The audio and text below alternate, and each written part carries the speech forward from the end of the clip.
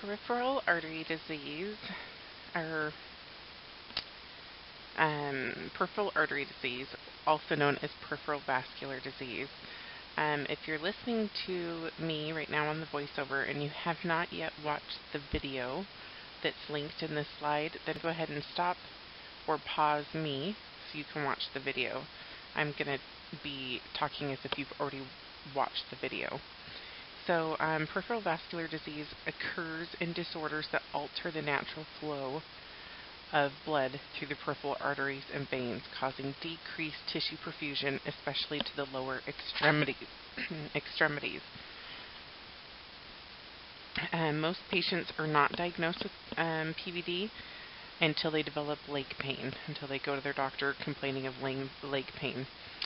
Most patients initially seek medical attention for this leg pain. What it's caused, or what they're experiencing, is intermittent claudication.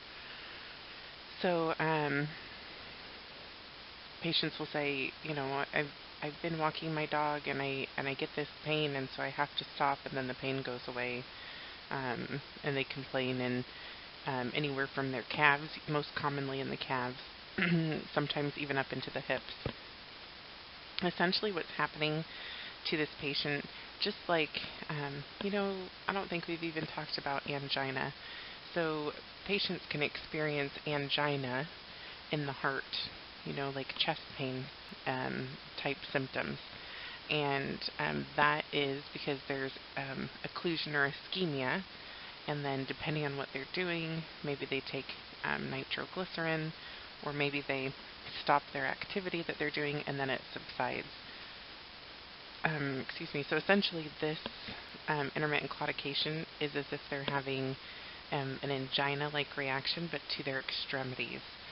So what causes, or the risk factors for those that suffer from peripheral vascular disease, include a lot of the same risk factors that we've talked about: hypertension, same things that cause atherosclerosis, so hyperlipidemia, diabetes, smoking, obesity, family complication, or family predisposition, family history.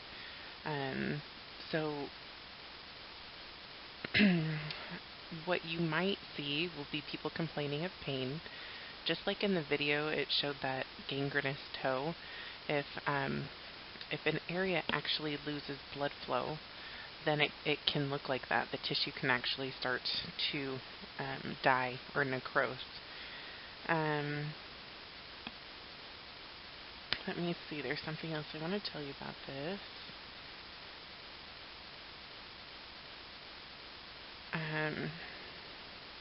Some interventions I listed here on the notes here on this slide. You may want to have if the patient's experiencing pain, have them elevate the extremity but not above the heart. Warm environments help improve circulation, and then they may need to have some medications, and those are listed: Plavix or aspirin, and antiplatelet aggregation. These patients would be good candidates for those type of medications. Hold on here in my notes.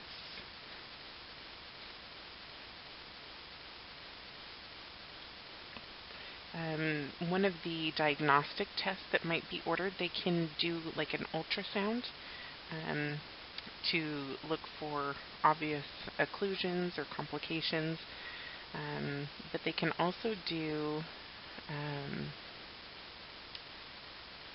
like Doppler studies, which would be an ultrasound. What's the name of that other one?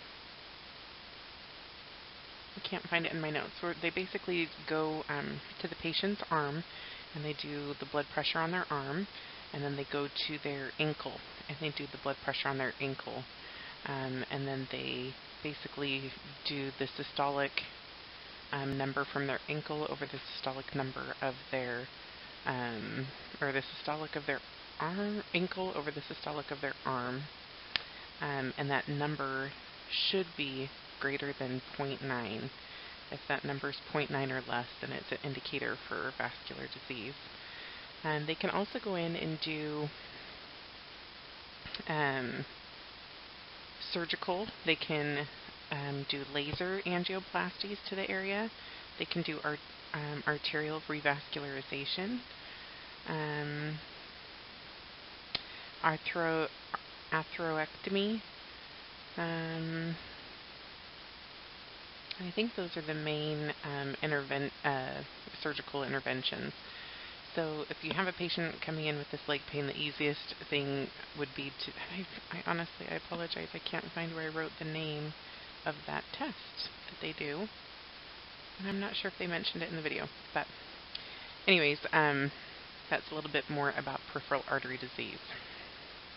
This is another picture that I got out of your book. It's on page 719, and I really like it to give you a visual as far as common locations of inflow and outflow lesions.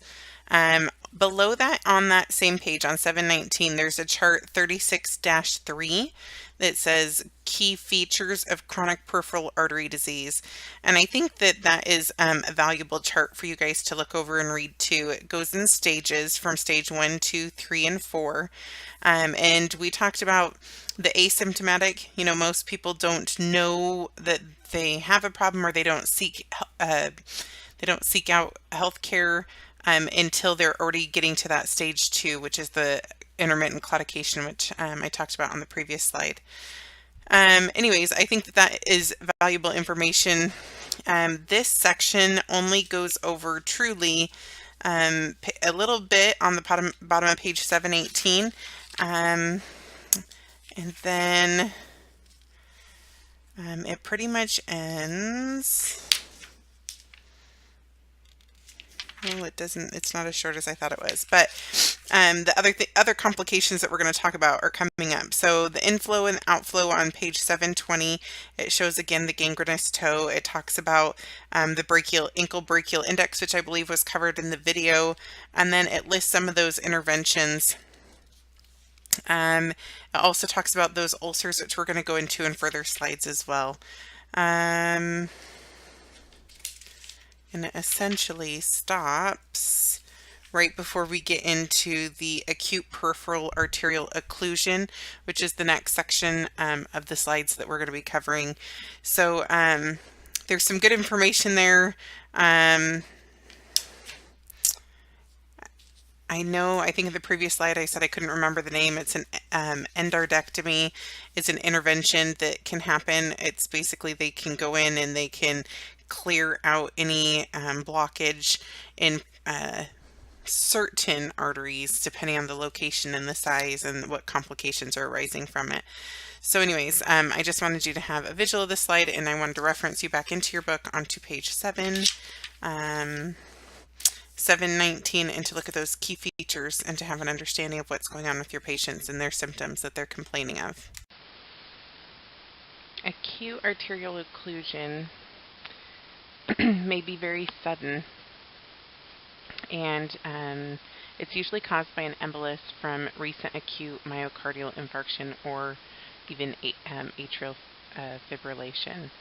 So patients may experience, you'll see on the next slide, is it the next slide? We talk about the 6 Ps. So if we have determined that they have some kind of occlusion, then those are what we're assessing for, and I believe it's for pain, paleness, pulselessness, paresthesia, or paralysis, or coolness. That will be what they present as. Anticoagulant therapy is the obvious choice. So the thing that's important about arterial occlusion, this is different than like a deep vein thrombosis. This is actually arterial. So remember the heart and how the pump works, and know that anything artery related is blood flowing out to the necessary vessels, and so if the artery is occluded, there's an area of tissue that is not receiving perfusion, which can really be complicated depending on the location. So by starting an anticoagulant anticoagulant therapy is the first intervention. That would be your heparin. Um, that's usually like a heparin drip in a hospital setting, a continuous infusion till they can get your PTT to a number that is therapeutic. The next option would be surgical removal or a thrombectomy or embolectomy. That's where the doctor actually, vascular surgeon actually goes in and physically removes the clot to restart perfusion to the area. A complication that can come of this is compartment syndrome, and we talk more about compartment syndrome in our in a future lecture, so I'm not going to go into too much of that. Just understand that compartment syndrome is due to swelling or injury of the tissue. It swells and it can actually push down on the vessel walls or arterial walls and cause further occlusion, and it can cause tissue death.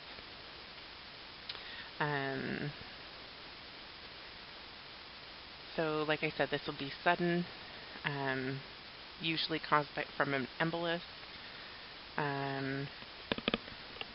You're assessing for the 6 Ps, which we're going to talk about on the next slide. And you would anticipate anticoagulation therapy. And you would also anticipate medications. You would anticipate heparin or a blood thinner of some sort.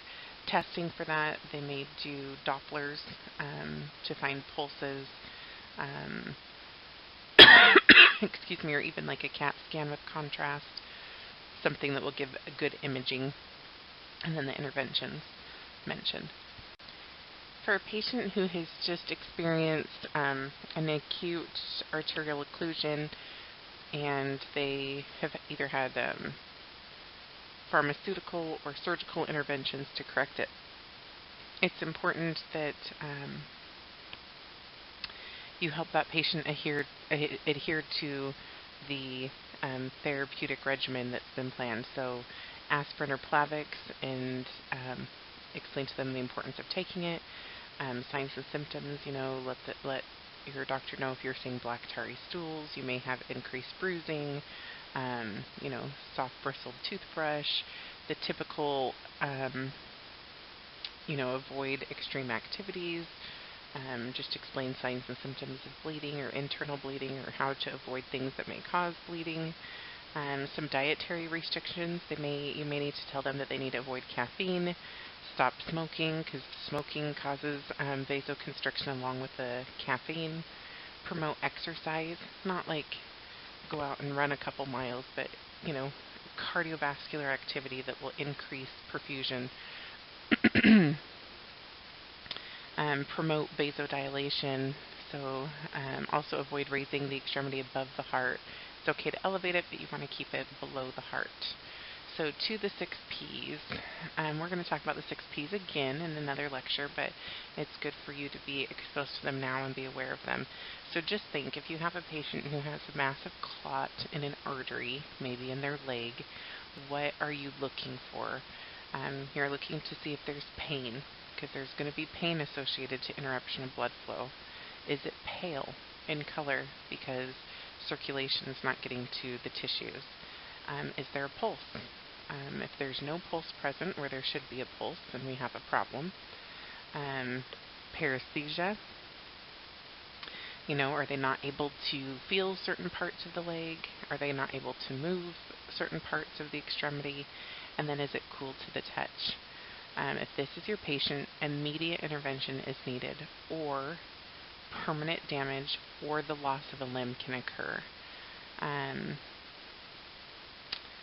What else did I want to talk about? The 6 Ps.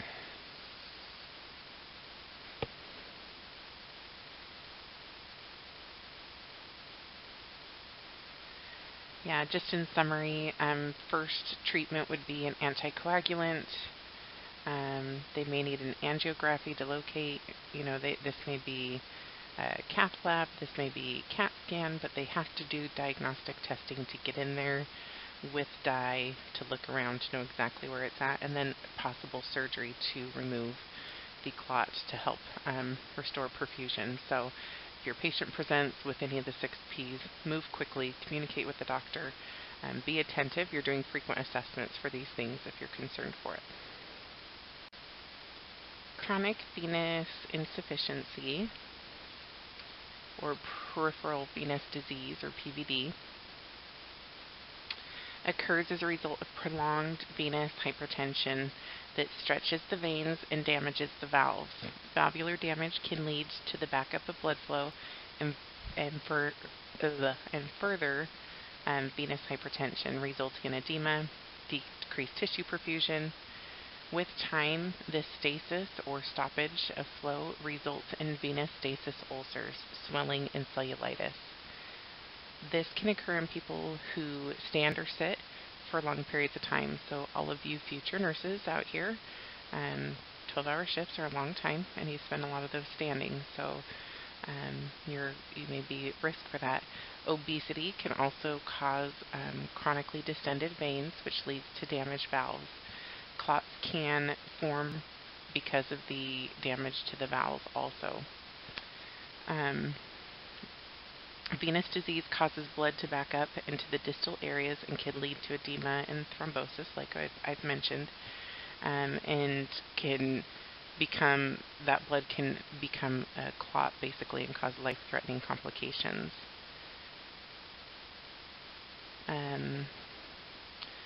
Some risk factors, like I talked about, those that stand or sit for long periods of time, interrupting flow, or obese patients.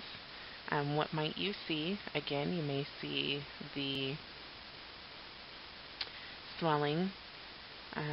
You may see edema of both legs, stasis dermatitis, or reddish-brown discoloration to the legs and ankles and the calves. Stasis ulcers. Both of these are pictured here on this slide. Maybe something else that you see in your assessment. Diagnostic testing to determine, again, this would be assessment of the extremity. It would potentially maybe ultrasound to identify if there is any clots present. Ultrasound is the way we're able to diagnose a deep vein thrombosis. Preferred diagnostic test is a venous duplex ultrasonography. It's a non-invasive test.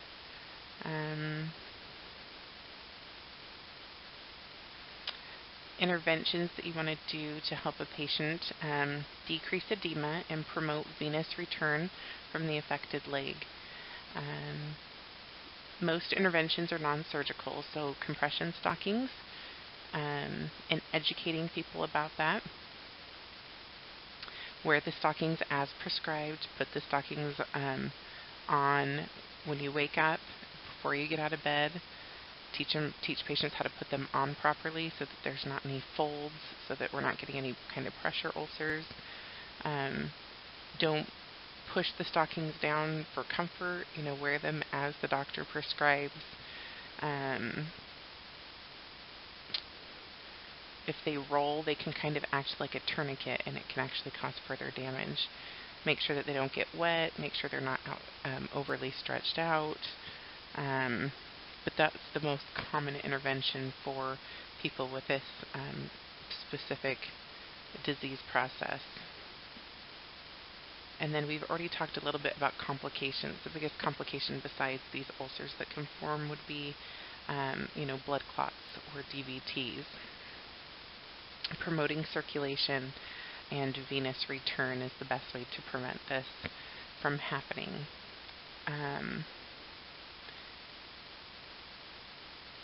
Poor venous return is the etiology behind it. Varicose veins, incompetent valves, diabetes, arterial sclerosis. And I think that's all. I have to say about chronic venous insufficiency. Okay, that's not all I have to say. Remember that we want to teach patients. I missed some important education things. These patients may also, in a hospital setting, if they have a known deep vein thrombosis, the doctors may choose a surgical procedure to place a filter through the inferior vena cava filtration. This little filter sits in the vein, and as blood is coming back to the heart, it actually will cut up, or the goal is basically to try to disintegrate any clots that may be coming through. It's a small procedure. They go in right through the groin, and they place it. It's a little metal like contraption. Actually, I wish I had a picture. You might want to Google it. It's an IVC filter, and that's for inferior vena cava filter. And you may have patients already that you've worked with. This is something like if patients aren't candidates for long-term anti-coagulation therapy, or maybe they're just not responding to it, this would be a good option for them. Venous insufficiency occurs. We talked about that. You will have patients with edema, stasis ulcers, swelling, and cellulitis. We talked about the discoloration. Varicose veins. Varicose veins are distended, protruding veins that appear darkened and tortuous. You probably have seen these, or maybe you have them. They're basically veins that bulge. Like our veins, we can see our veins. You put a tourniquet on to look for an IV to start, and a vein pops up. These veins are with no tourniquet, just stand alone.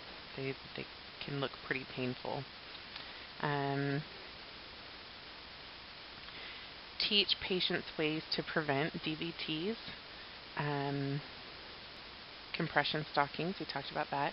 Teach patients about self-care when they have venous insufficiency. So be aware of signs of advanced disease, so venous distension or bulging, edema, feeling of fullness in the legs, maybe itching.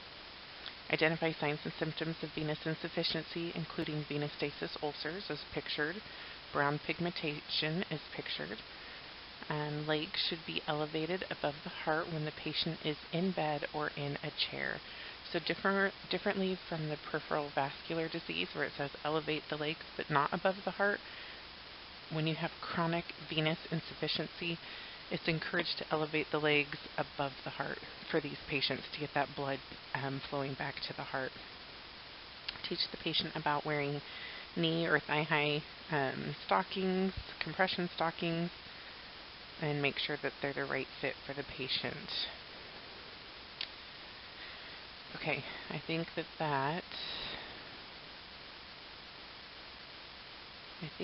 was all I wanted to say about chronic venous insufficiency this time.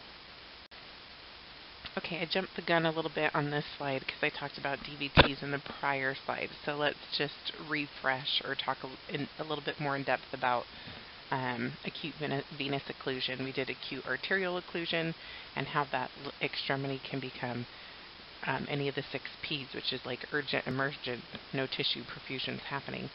Well, with a DVT, tissue perfusion is still happening, but it's preventing blood to come back to the heart because there's an occlusion there in that vein, and then you're at risk of that clot moving, breaking loose, and then you're at higher risk for a stroke-like situation. So although the acute artery occlusions are urgent, emergent, and they present themselves very obviously, the acute venous occlusion isn't always as obvious, but it can be just as deadly if the clot is to move.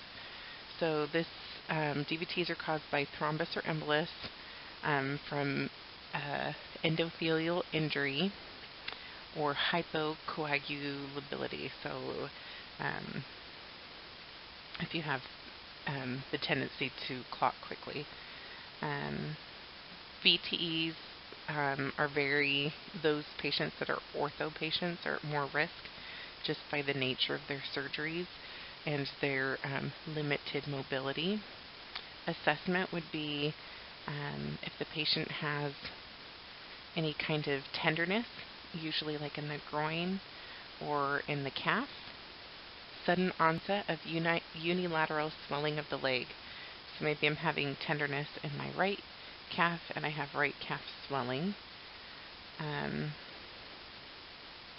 some diagnostic tests that would be expected would be Doppler flows or D-dimer tests. That helps mark the coagulation time, measures the fibrin in your blood. And then some interventions. I don't think I did that in that same order. Interventions. For preventative, we want to get SCDs on those patients or early ambulation. So all surgical patients are at high risk of developing this because you take them from their normal routine of getting up and moving and walking, and then you lay them on a surgery table for hours, or then they're recovering in bed for hours, and they just don't have the circulation or flow. So these patients, we want to make sure that we're ambulating as soon as we can. We're doing range of motion with them. We're putting on SCD stockings. Sometimes doctors will do preventative Lovenox injections for a blood thinner or preventative heparin injections to help prevent any clot formations.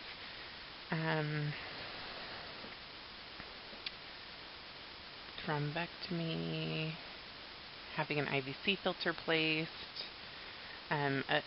educate them to avoid sitting or standing in one position for long periods of time, elevate their legs when they're sitting to help return blood flow that flow doesn't become stasis in the extremities, avoid crossing your legs, avoid restrictive clothing, and stockings, like we talked about.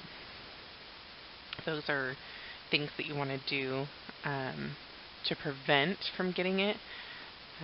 Once you have one, truly the treatment is blood thinners. And if you're not a candidate for blood thinner, an IVC filter. I actually forgot that I had this slide, but this gives you a pretty good visual picture of what's happening. So in the first vein there in A, it shows you what normal blood flow looks like. And you see how it narrows there? That's considered a valve, and veins have them all throughout. Deep vein thrombosis is pictured in B, so see how all of those platelets in blood cells are gathered together, and it's causing a clot to form. And then C shows an actual embolus breaking away from that clot, and that travels throughout the circulatory system. So patients are at high risk for stroke or pulmonary embolism or further complications if that were to happen. So our goal as nurses, first and foremost, is to prevent this from happening, to keep the patient in with veins like A.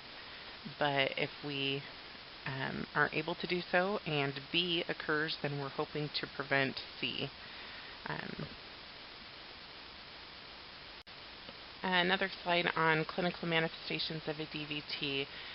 I've already talked about this in previous slides, but I think the reason why this is so touched on is because this is such a common problem that can be prevented. This is something that with proper education and proper protocols in place, this can be prevented. And so in a hospital setting, a lot of patients, like an acute care setting, are at risk for this. So it's all about education, it's all about nurses, it's all about us doing our job to help prevent, and then our assessment findings to help identify it early if there's any problems. So again, the affected extremity, there's a nice little visual picture, edema, pain, warmth, redness, tenderness.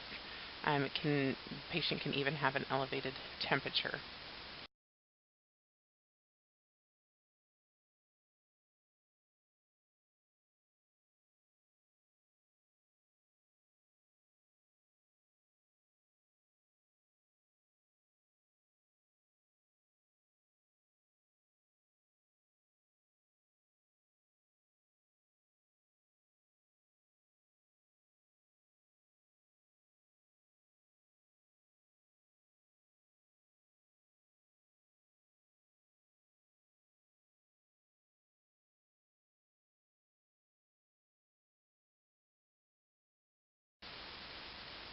more on DVT prevention. I know I've talked about this already. If you have a history of DVT, then here are some things to avoid. You want to let females know that they should be avoiding oral contraceptives. If they have a history, they need to maintain adequate fluid and hydration, so they want to be educated on how to prevent dehydration. Exercise during long periods of bed rest or sitting. So if they go on a road trip, if they're on a long flight, if they've been sick, or they've been in bed or recovering from something, to do your education with them to let them know they need to get up and circulate and move. Prevention for those at risk, again, surgical patients, patients in a hospital setting, anyone with limited mobility issues. Patient education is the most important. Simple leg exercises that they can be doing in bed, making sure they have early ambulation, compression stockings, potentially some anticoagulation therapy, and adequate hydration.